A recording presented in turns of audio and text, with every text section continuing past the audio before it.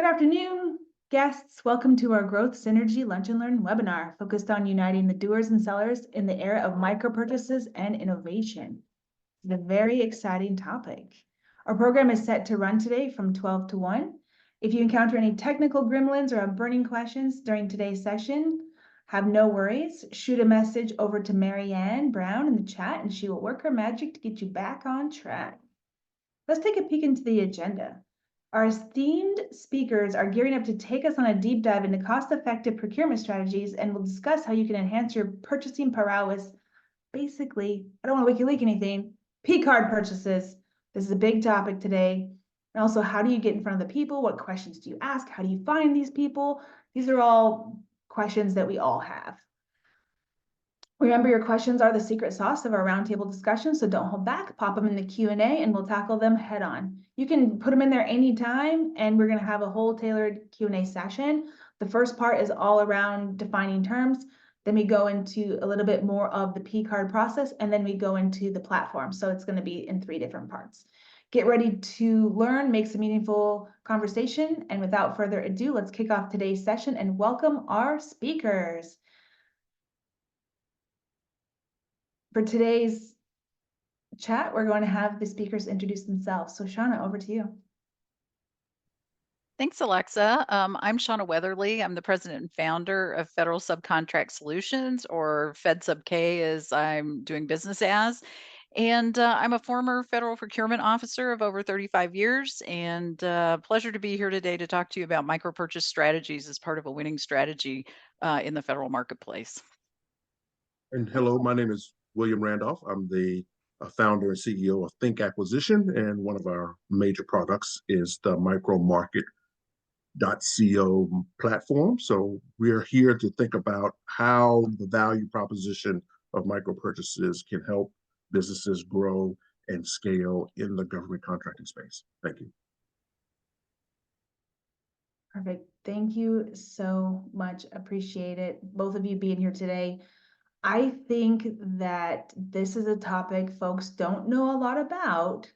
And if you go to any events where it's heavy on the government side and the industry shows up for it, it really is kind of leaning towards a change in process a little bit, where back in the day before COVID, a lot of the BD capture folks would be badged in on different contracts and be boots on the ground, walking the halls.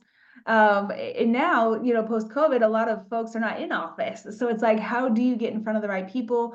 What do you say? How do you actually get in front of government buyers early on in the process and show that you are a trusted vendor? And I think that really is the message behind today's chat. So with that, I'm going to go into our first slide, and this is my slide. So I'm going to define our terms, right? And really, I talk a lot about this. If you ever listen to my podcast, GovCom Unfiltered, we talk a lot about what each one of these things means. And before we get started, I just want to caveat that number one, a lot of what I say is tailored to small business and medium-sized businesses, because the large businesses do things a little bit different. I would like to akin it to the US Navy versus the pirate ships, right? The big companies have that US Navy kind of, everything lined up, strategies, big strategies, years in advance kind of planning. Meanwhile, pirate ships are like shoom, shoom, shoom, shoom, fast and nimble and doing things. And that's kind of the difference in approach. So I'm a pirate ship kind of gal. And so whenever I talk about defining terms, I'm looking at it from that lens. So if you are working for a big business and you're like, that's not the way we do things, that's probably why. Also, I do speak from a services point of view, so not a product selling point of view. And I also speak from a IT services point of view. So it's like you're taking a big thing and you're going smaller. So if you're selling product and you're selling like toilets, then maybe this won't be as applicable. Well, hopefully, you're here listening because you do sell IT services, i.e. humans, to the federal government, and then this will be super applicable and interesting. All right, all that being said, let's jump into it. Business development, what does it mean? Business development is the front end of the government procurement sales process, and I want to break it down into what does that mean. So If you are a business development person, you are responsible for opening doors, going to events, and you are responsible for building the pipeline, for running the gate 1 reviews, step review process, all the upfront things, getting your company's name out there. If you ever get in front of the step review and the company asks you, does the customer even know who we are? Have they ever seen what we can do? And do we understand the customer mission? That is purely the BD job. Your job is to get in front of the customers, make sure they know who you are, make sure they know what you can do, and also understand their mission. Understand it very well. Not from like a sales perspective, but from like their perspective. All right, more exciting, talking about capture. I don't think it's more exciting. I actually love both of these jobs. One is more strategic than the other. So capture is really where gate review 2 happens, right? We've decided we're going to do this. What does it look like to win? What does it take to win? And what are those factors floating out there that will be impacting whether we can win or not? What does the team look like? What do our win strategies look like? What is, how do we price it? Can we deliver? What does recruiting look like? What is our capacity? What does our proposal operations team look like right now? Are they totally underwater, right? What is the Q&A going to change? What can we get as far as like a plan B in place, a plan C in place? What do all those things look like? That's all capture. It's very strategic. Okay, delivery. What does that mean? So those are your people who are doing the job. So that basically means your PMs most of the time, and the teams that work under your PMs, right? Those are your delivery folks.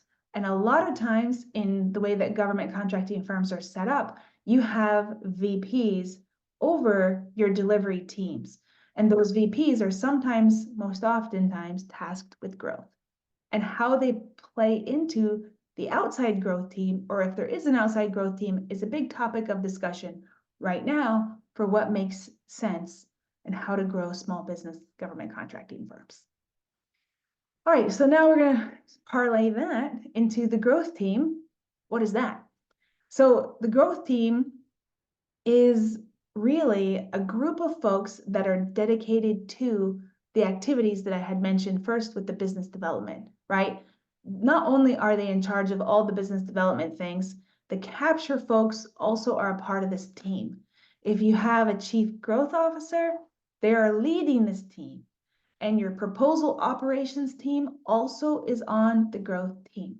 So if you think about it, right, I had already said there's a VP over your operations team. If you have a chief growth officer over your growth team, how do these two teams work together is the holy grail of what we're trying to do here, right?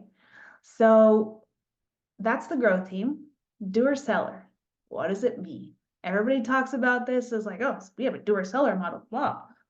Okay, cool. What does that mean? So I don't think it means what you think it means. If somebody says we have a doer seller model, what it means is they have tasked their program managers with growth responsibilities. There are a lot of pros to this. There are a lot of cons to this. The pros are, these are the folks that are the closest to the customer. So they know what the customer needs. You can't find somebody who understands the mission more because they're operating in the mission. So therefore, the proposals that they write, the language that they use, everything is going to be very tailored to the customer. Those are all the good things. And also, you have a lot of organic growth this way. You put a undercover growth person as a PM, you can grow that way for sure. But let's look at the cons. What are the cons? Can you imagine what they are? Would you want a growth person sitting in your PM role? So you have to think about these people's skill sets, right? So if you have a pure play BD person, they're very good at that job. They'll be friends with everybody. They're the branding of your company. They're the face of your company. That's probably not the same person you want to be leading a big project. And because those skill sets are totally different, right? The person that's leading your big project needs to have the program management skills. They need to be the boots on the ground. And yes, they need to have a little bit of that doer seller model kind of a thing going on, but they need to, their end goal, their mission is to deliver. They're not purely tasked with business development. Their mission is to deliver. So it really comes down to what's the end goal for this person? So if you are tasking your PMs with growth, what does it look like? How does it work? And how are they plugged into your outside growth team? And what does it look like from like an overall corporate reporting structure? These are all questions that I feel every company struggles with as the small business gets started. Like who do we hire first, right? Do we hire a solutions architect first? You can make a lot of arguments for that. Do we hire a BD person first? Do we hire a capture person first? Do we hire a proposal writer first? So I think the answer to what makes the most sense really comes down to who's already in the company and what skill sets do they have as like a CEO, founder, co-founder kind of a point of view, right? Get really, really clear on what skills are already there and then build from there. And then when you get it, when your business grows to be a little bit bigger, you have different problems, different challenges that you're trying to get in front of. Maybe you're trying to refine your bid, no bid gate strategy. I mean, now I always tell people it's okay to not have a strategy, but just admit that you don't have a strategy. No pants dance, right? We don't not have a strategy. We're just gonna go out and bid anything and win some things. And trust me, there's a lot of companies out there operating with a no pants dance, and that's okay. But my thing is like, just own that's your thing, and that's your strategy, is not having a strategy. But if you're a company that wants to have a strategy, then get serious about evolving that strategy over time as your company grows and evolves from small business, medium business, and large business. And for the love of everything holy, decide if you want to, what does the future look like, right? If you want to build an 8A company, graduate, and then get acquired, you need to be doing those actions year 2 of your 8A, right? You need to be communicating this with your entire leadership team. Because if they think they're going to pivot into mid-market and compete with the big boys, but in your head, you're going to niche down and sell year 7, and you're going to pivot for that sale once you graduate from your 8A, those are 2 different strategies. Goes back to strategy, right? So I think this is a topic of which there's a lot of conversation and interest around, but at the end of the day, it comes down to putting numbers on the board as fast as possible, getting your solutions out in front of the customer that hits the mission, and also refining your strategy for the size of business that you have today for the business you want to have in the future, and working backwards.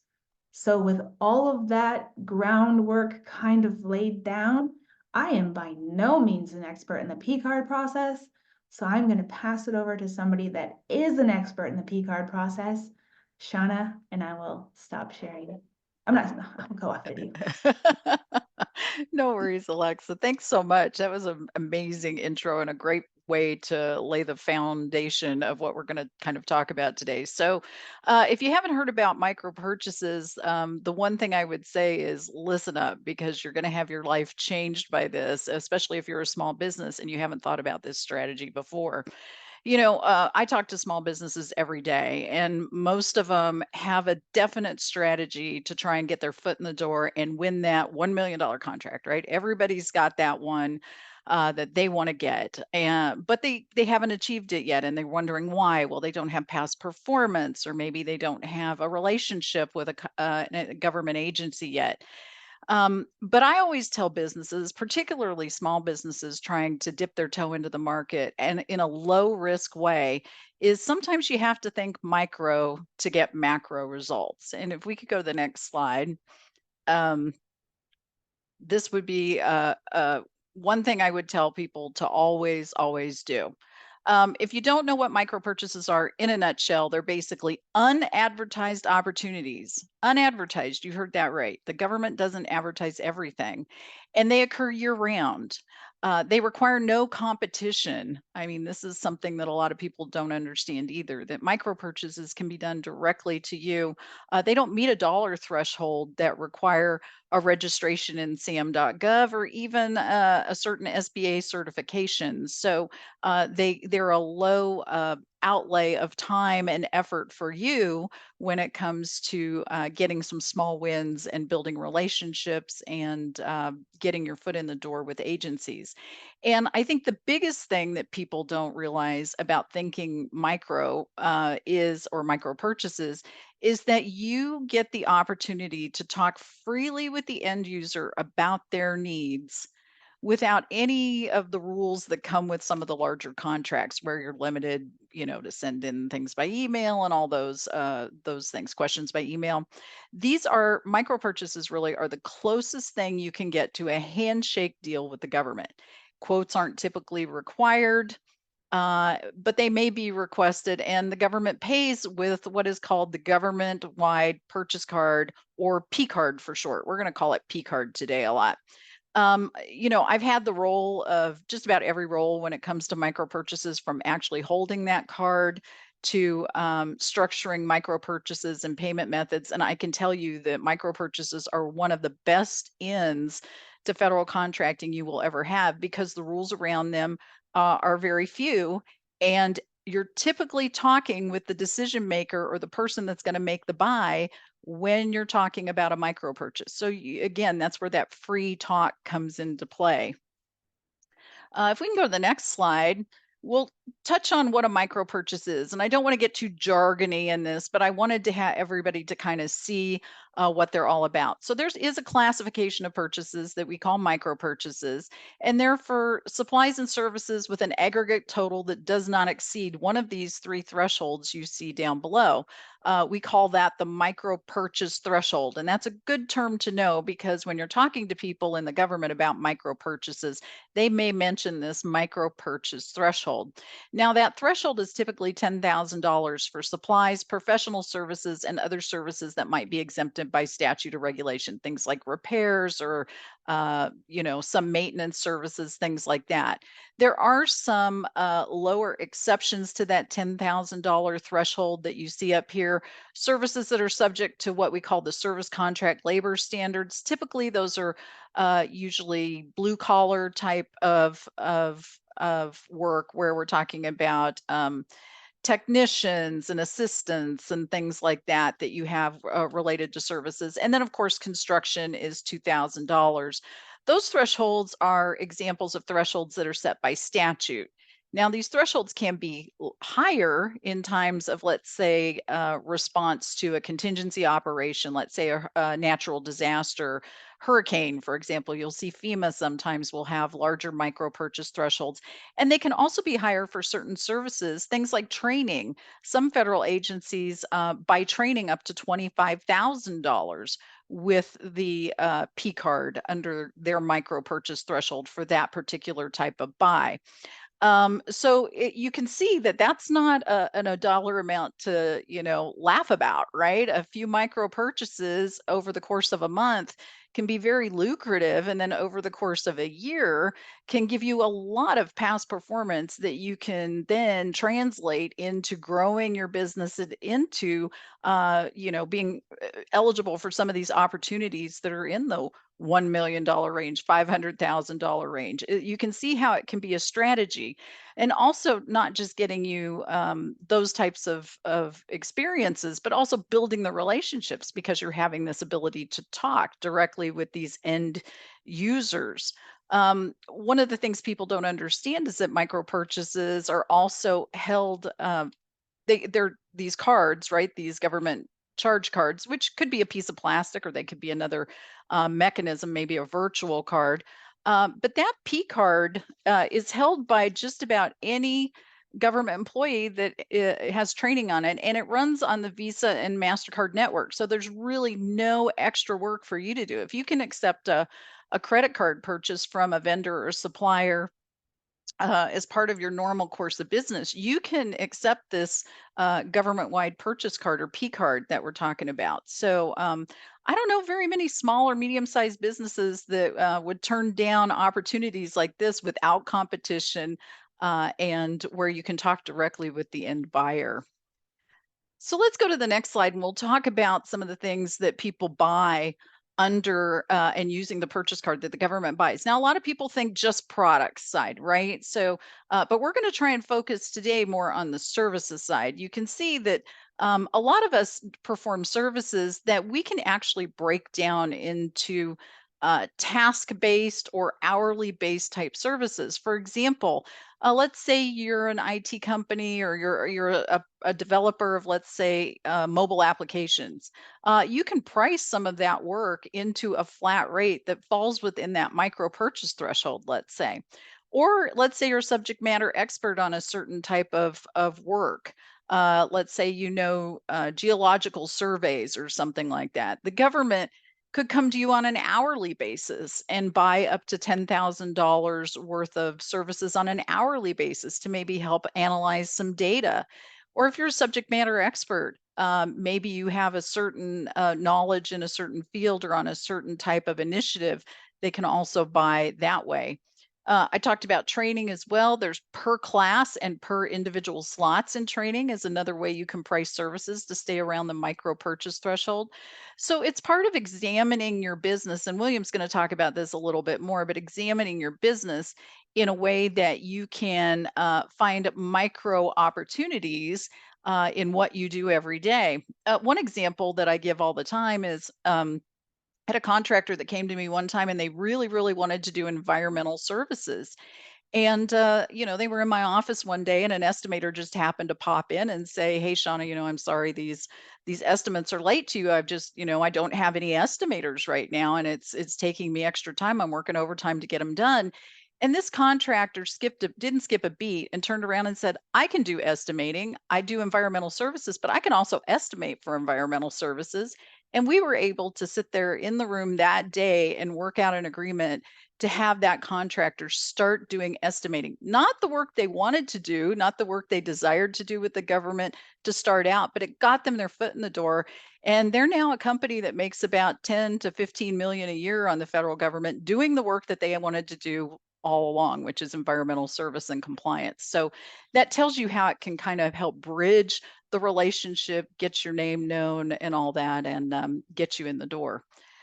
So we talked about who makes micro purchases. On the next slide, let me show you kind of a list, kind of a rundown list of who does that. It's really any trained federal employee who is appointed as a card holder, who's been received that appointment from their agency, can be a purchase card holder. Now, who are we talking about here? You see a list of just examples here on the screen. But you never know who it could be. You could be at a conference and shaking the hand of somebody who's a government employee or in a meeting or maybe in the hallway somewhere or picked up the phone and made a cold call or a phone call where you're asking about something. And that person you're talking to could be a P card holder. You just never know. Um, Contract specialists and contracting officers in those shops also hold P cards, but they use it for a different way. They order against existing contracts and they make payments.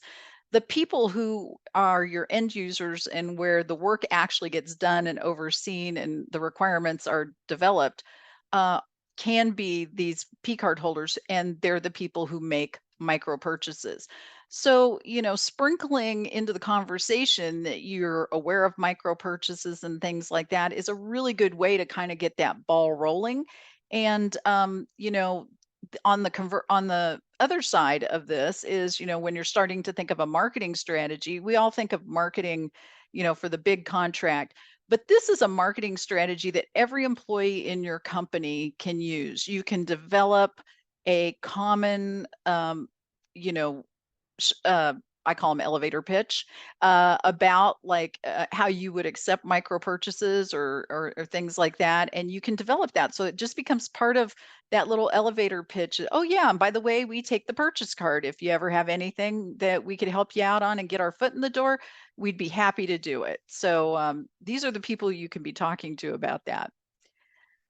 On the next slide, there's some more benefits that I wanted to run down again, and I think I've touched on a little bit of these as we've talked, but they're low risk because they're short duration, and that's good for the government and the vendor. You haven't put out a lot of effort or capital unnecessarily to show that you know how to do the work, and you're not locked in for a long period of time. And the government likes that too because they use these, like I said, to try out contractors and see, hey, can they do the work? Do we like them?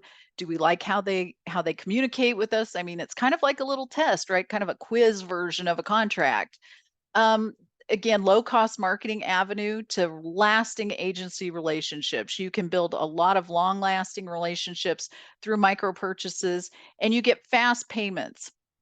Payments on the purchase card do not have to go through a 30-day billing cycle to get that to you, and it builds your capital very quickly, which is good for you because you get lower interest rates on loans and you have money coming in the door, right? That's important. That keeps your business viable.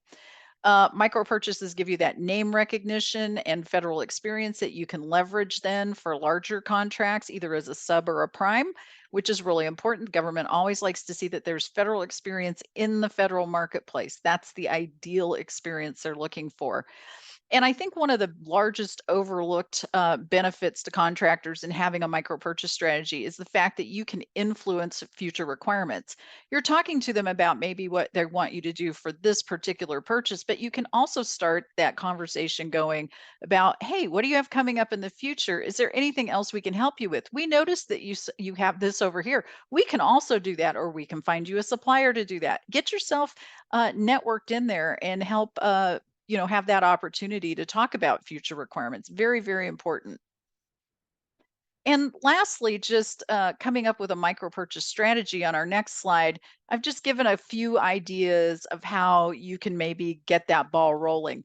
First thing is everyone you meet that's associated with the government, mention we take we take the P card, we take the government purchase card, and no task is too small. Really important. If you're a small business, you probably understand that you need to have a capability statement that you've prepared, and add this to your capability statement. We accept the government P card.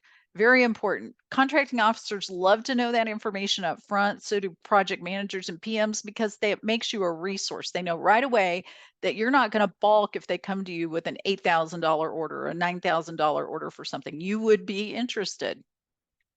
And again, just offering your services in either discrete tasks or an hourly rate, getting creative and think about what you do and how you can package that.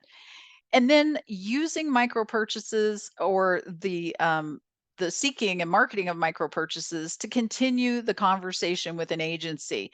Ask more about the needs of that agency. Ask about who additional points of contact might be who might be interested in micro purchases where you could help them out. And then start talking about other services you offer. That can broach into, oh, well, we couldn't do that under a micro purchase, but we could do that under, let's say, a purchase order. And those can go up to $250,000, right? So it's a way to kind of bridge you into a strategy. And again, I always tell people, micro purchases are nothing to laugh about. They're very lucrative. Again, it's a good way to get your foot in the door, low risk, low investment for you, and it puts you right there talking to the end user. And so now that I've talked to you about that, you're probably going, well, that's great, Shauna. You've told me what they are, but how do I know where to find them? And so I'm going to hand it over to William because he's going to talk to you about these amazing platforms and what he's created that gets you into that space. Thank you so very much, Shauna.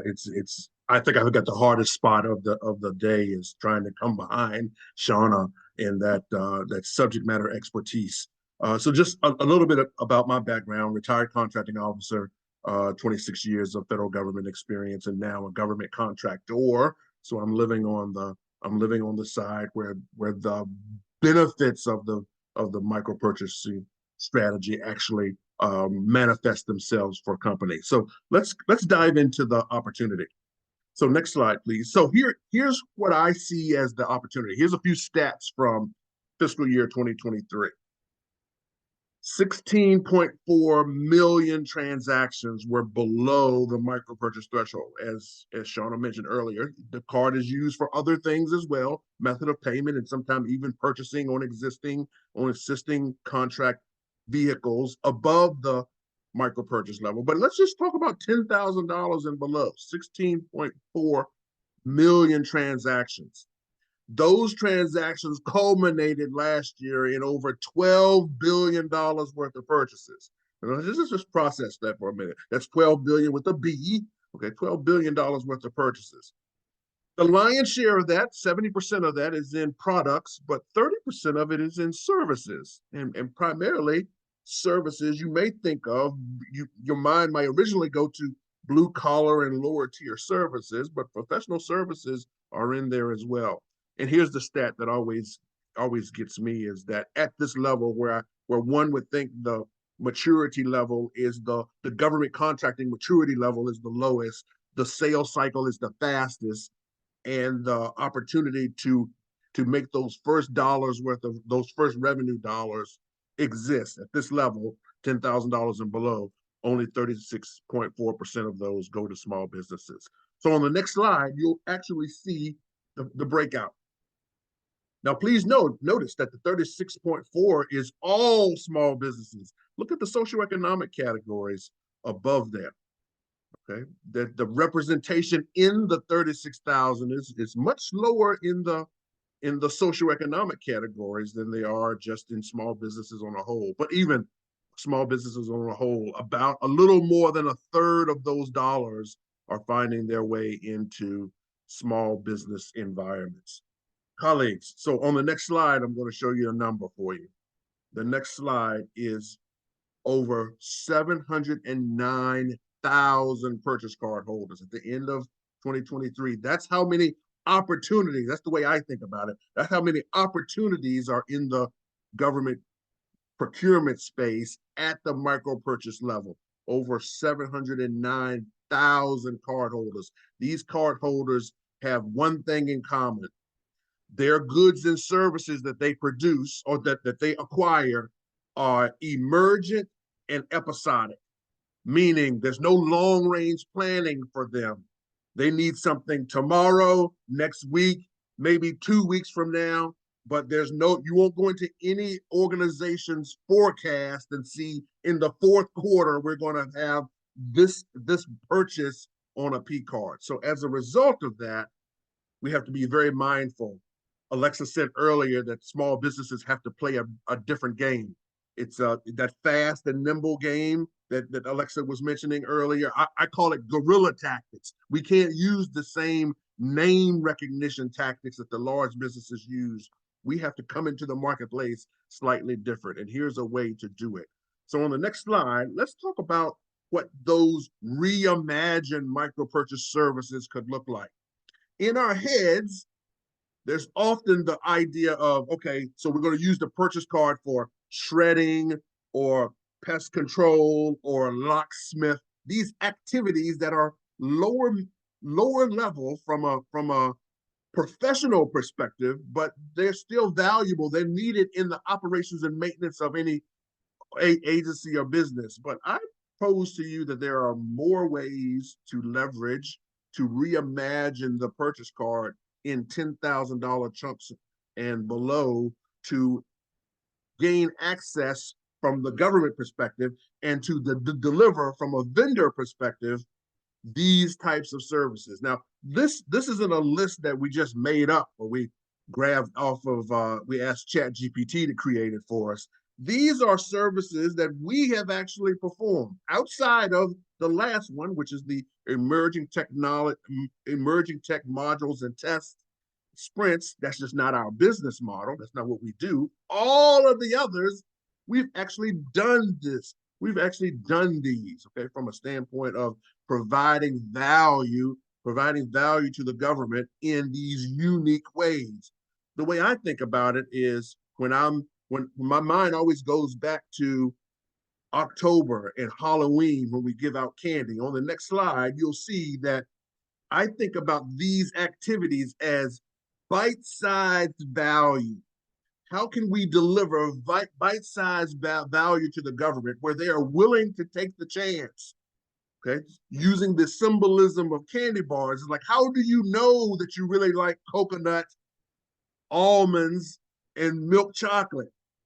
You got to try an Almond Joy before you really know. You might think you like it, but no one would buy the large candy bar or the king size, or even during Christmas size. You see those 3-foot size candy bars that they sell as gifts. No one would buy the 3-foot size candy bar if they didn't know that they liked it at first. But they might be willing to take a bite-sized Almond Joy and say, let's just try it. Let's just see if there's a value proposition here. And I think about my time in the government. We are always looking for ways to take bite-sized value and test out small businesses to see if they had the capability. Did they understand that language? Did they understand our mission? Were they good team members? Did they understand the art and the science of government contracting? Could they deliver?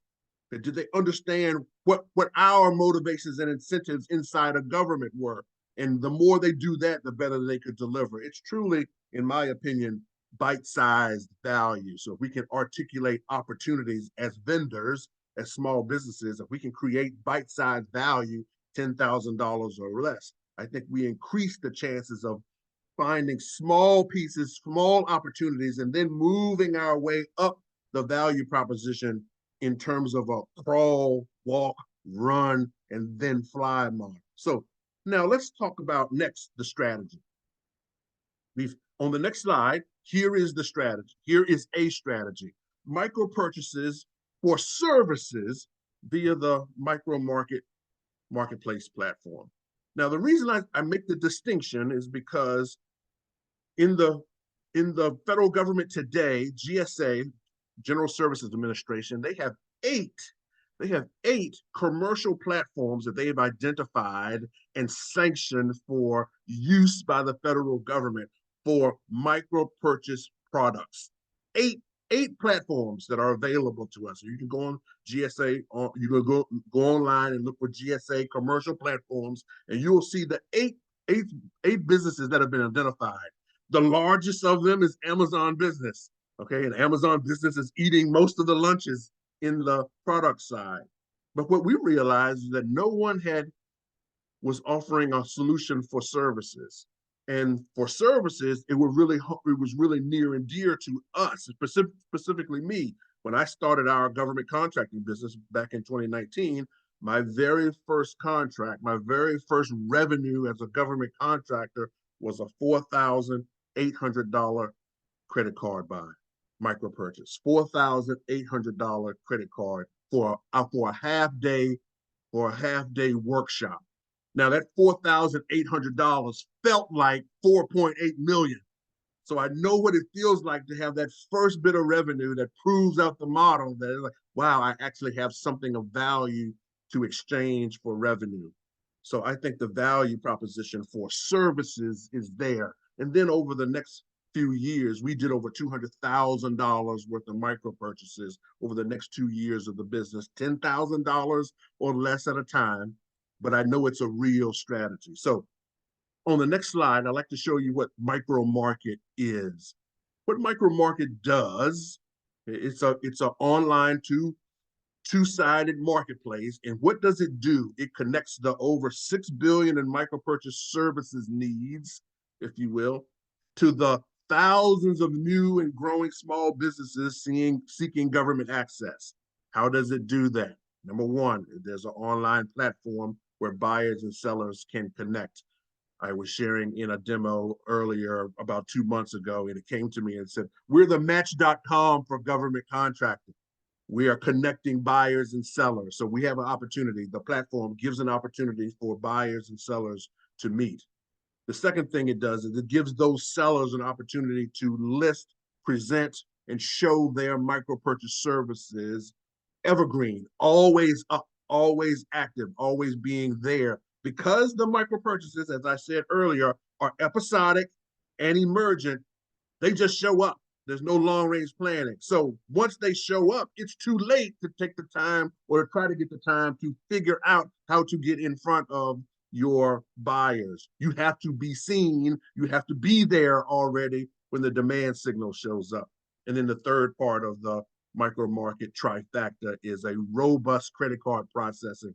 We use Stripe Merchant Services as our credit card processing, the most mature and more robust credit card processing company on the planet to demonstrate trust and confidence in the platform. So again, the value proposition is connecting those 109,000 cardholders to new small businesses, growth-minded small businesses, and being hyper-focused on the micro-purchase spending that's happening in the services realm. So on the next slide, let me show you what it looks like. This is what the marketplace looks like.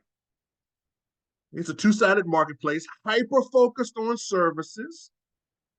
As of this morning, there are 432 small businesses that are on board today that have joined the platform, that have their micro purchase services listed and offered for sale, offered for opportunities for micro purchase services card holders to come and pursue, to come and do window shopping, if you will. On the next slide, we're going to show you the 14 categories. These are the 14 categories that we mimic the current purchase card spend. We didn't try to recreate the wheel. We just wanted to offer a better wheel. So these are the 14 categories and an other category for those that don't fit nicely into the other 14. But these are the 14 categories that the government is currently spending billions of dollars on or in for micro purchase services. So we replicated that model to show that we are aligned to what's happening today. We're not trying to recreate the wheel. And then on the next slide, I want to show you something that I think is of great value to both buyers and sellers. One of the things when we went to talk to current card holders, one of the things they said they wanted is like, we would really love to have the ability to request what we want. That's a functionality that really didn't exist at the $10,000 or below level. Think of it as a SAM, like a mini SAM.gov. When on SAM.gov, the government puts out what its requirements are. And that's a functionality that didn't exist at the micro purchase level. So when buyers come to the platform, credit card holders come to the platform, they do their initial search in those 14 categories, and if they don't find what they're looking for, they have the ability to post a request. And those requests go out not only to the members of the platform, but also we do a push out to other social media channels to invite individuals to come in and say, hey, there's requirements over here. Until everyone is here until we collect all the eyeballs, we make sure that we get the message in front of as many people as possible. So on my last slide, I just want to share that the platform is up. Micro purchasing as a strategy is a thing, and it's here. We always tell our clients, our small business clients, that all small businesses should have a 4-pronged strategy. They should be looking for things that they can prime themselves. They should be looking for subcontracting opportunities that they can collaborate with others that are winning work already in their space. Third, they should be considering similarly situated activities. So small businesses with the similar characteristics, they lock arms and they go into the marketplace together as larger entities than what they would do individually. And then number 4 is that every small business should have a micro purchasing strategy. If you have a strategy and you have a platform and you have a way to get in front of those emergent and episodic opportunities, full speed ahead. But if you'd love the opportunity to come join the platform, on our platform, and become part of our community, we welcome you. Micromarket.co. It's open for business. We've got 432 vendors on the platform that are P-card ready and ready for window shopping by the 709,000 credit card holders that are inside of the federal government. And now I'd like to invite my colleagues back. Let's do some Q&A time if that's cool. Alexa, the ball is back to you. Sweet. Thank you so much for that. It was very educational, and it's so funny because my boyfriend is an emerging tech company, and I was texting him the whole time like, oh my gosh, Did you know about this? Do you know that you don't have to be registered in SAM? Do That's you right. know? Because, you know, there's, especially right now, I think the message I want to get out while, you know, people are putting their questions into Q&A, please. One of the things I wanted to point out was that, you know, there's a lot of AI prototyping that could be purchased for 10K and under. And imagine Absolutely. if you think about cyber, right? They're like, well, I don't really want to do cyber work because it's a lot of work to do for 100 grand and like the promise of a bigger project. That's hashtag facts. So, so, you know, but if you said like, okay, you have an AI need, I have an AI answer, and let's build something for you for 10 grand. You tell me if it's valuable. And if so, then we can talk about SIBRs or OTAs or fill in the blank, whatever Whatever hot comes next. Yes. procurement items next, right? You know, trade wins. So I just feel like this is an opportunity for the companies that talk about innovation, like let's go. And you know, it's funny, we're having a big innovation event up and coming on June 11th, and there's a whole panel around small business, small agency, big impact. And one of the things we're probably going to talk about is like different contracting ways of moving innovation forward faster. And I think Absolutely. this is one of This is those the way. out of the box thinking items. Yeah, this is the way. Yeah. All right. Does anybody have any questions? Please put them in the Q&A. I'm monitoring it. Looks like there's no open questions, so I'm gonna have to make some up. I'm okay with that. Let me ask a question to the both of you then. Shauna, this one's for you. Okay. If you don't have to be registered in SAM, what kind of reporting does the government have to do as far as governance of their P card purchases? Well, the government has what they call agency organization program coordinators that manage the program from the government's perspective. So they do a lot of that reporting. There's really nothing for the purchase card holder to do. I mean, they provide the deliverable to the government, whatever that is, a task, an hourly service. They get paid, and the rest of that reporting and stuff, you know, all is on the government side. So it's not like most of the time you're not even submitting a written quote, right, for the work. I mean, how much easier can it get? You know, it could be an email. So that's the primary best thing. Now, the government may ask you a few questions because there are some compliance pieces, right, that have to come up. But they're going to let you know how much they can spend if they can, you know, only go to that $2,500 limit, let's say, or the $10,000 limit. It's not something you have to know. They're going to tell you. So it's really, again, you can do this with very little federal contracting knowledge, very little experience in the federal marketplace. And you know, and again, it's one of the few avenues where you get to talk to those people directly and just talk open, you know, in an open forum. I have the $1 million question. Can you use P card experience as past performance? Of course. Absolutely. Yes. It's considered It's performance. performance. It's performance. Absolutely. Yeah.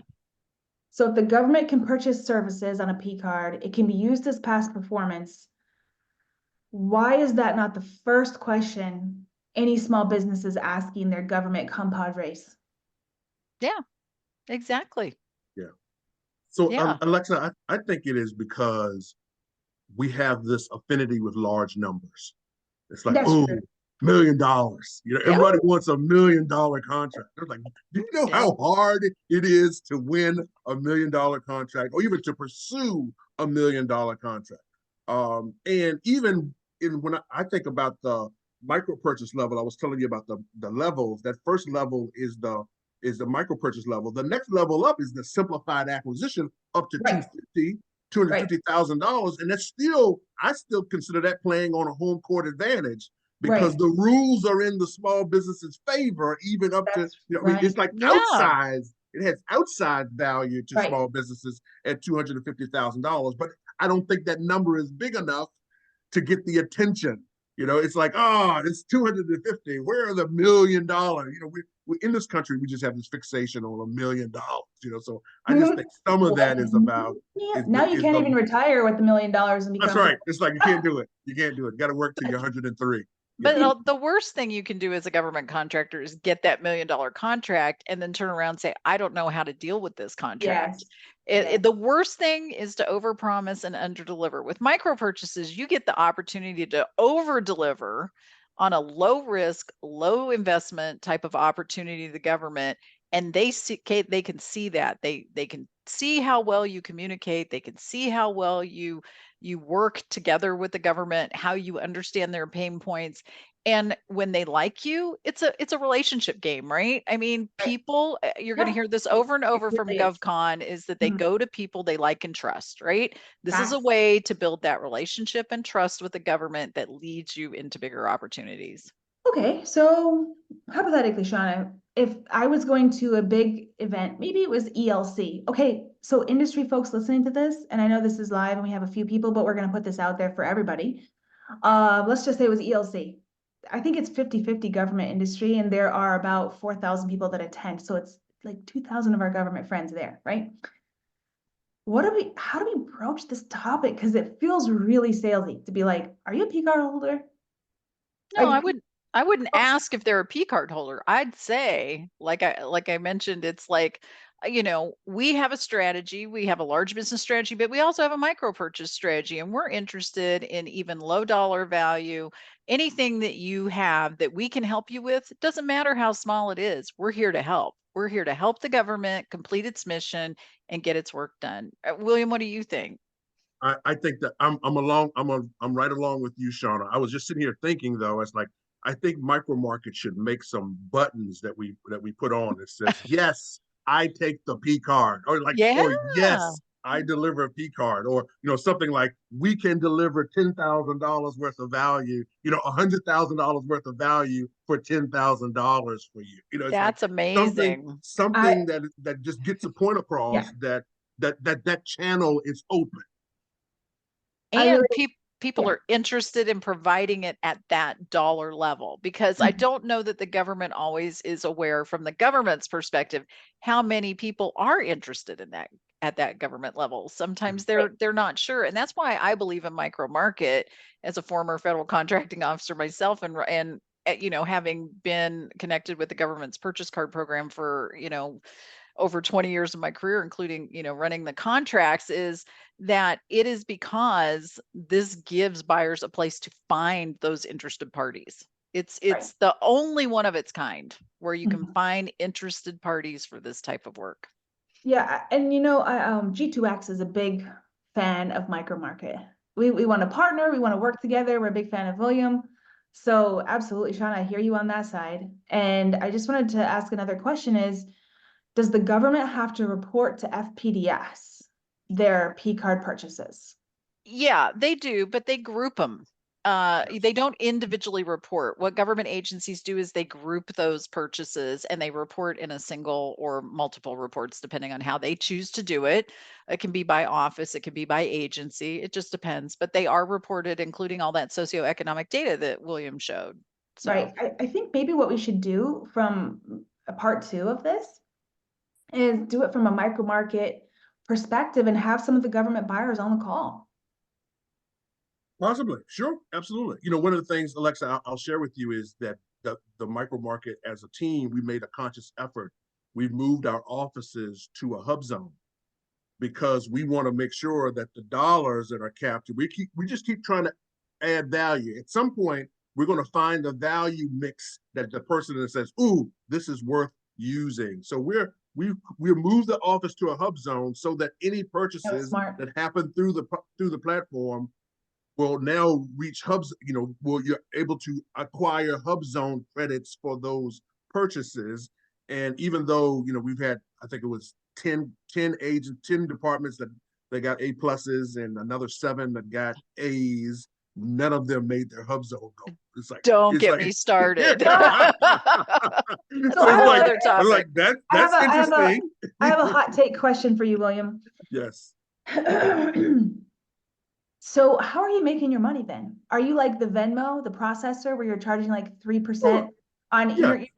you're the micro market P card Venmo, right? GovCon. I don't know about that characterization, but yes, but here are the economics of the platform. It's Right. basically a 90-10 split. 90% of the revenue, so it's free to join, free to list.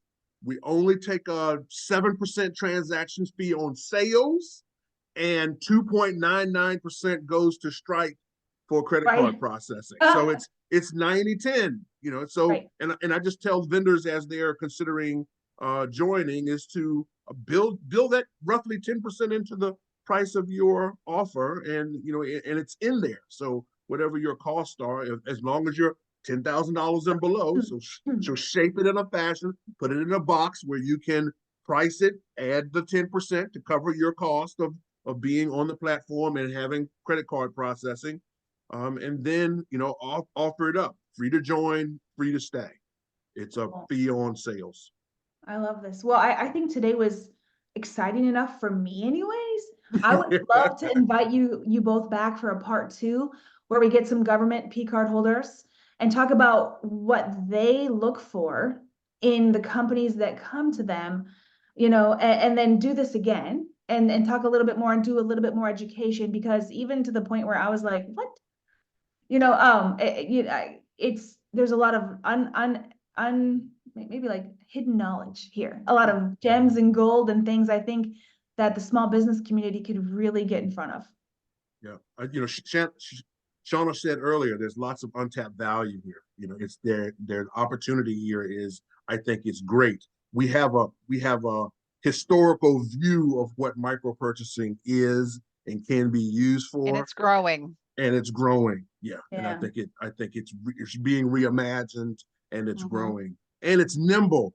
You know, and I think the last point I'll add is in our distributed inside of government and in the commercial realm, in our distributed workplaces where we're in hybrid environments, it's another tool where you can actually, it enables distributed opportunity, you know, in distributed workplaces to move effectively, because people can be buying and doing market research, buying, and they don't have to be sitting right beside each other to make sure that That's why those those P card holder numbers are so high, because of that. That makes sense. I never thought about that, Shauna. Yeah. So we only have 3 more minutes, and I always want to give my panelists a chance to say, what is your favorite way to be contacted? Because not everybody likes to get random text messages. You know, not everybody checks their LinkedIn like that, like I do. So, you know, what if somebody was listening to this and they were like, oh my God, I need to talk to Shauna, or I have to get on William's platform, which hopefully if you're a small business, you are thinking that. What is the best way to get a hold of you? How do you like to be contacted? And so, and then we'll wrap up with that. Well, for me, you can always send me a direct message on LinkedIn. I check it often. I'm like Alexa, I'm on there a lot. And but I also have on my website, FedSubK.com, a contact link, so you can contact me that way too. Perfect. And how about you, William? And for me, I live on LinkedIn. That's my social media environment. So if that's the strategy, if that's your preferred strategy, that's a way to do it. But then the alternative for the micro market marketplace is info@micromarket.co. info@micromarket.co.